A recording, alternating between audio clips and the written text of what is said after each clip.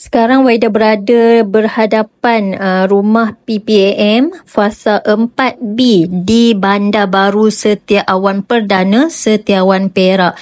Rumah ni jenis teres setingkat.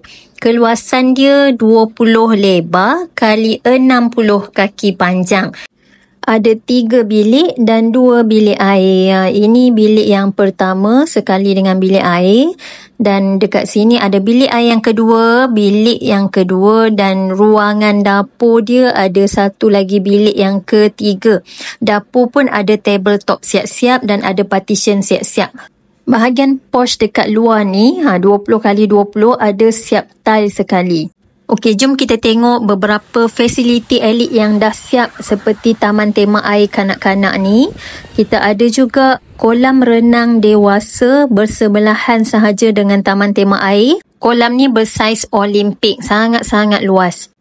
Ada gym indoor juga dalam clubhouse ni yang anda boleh gunakan dan juga dewan badminton yang telah pun siap.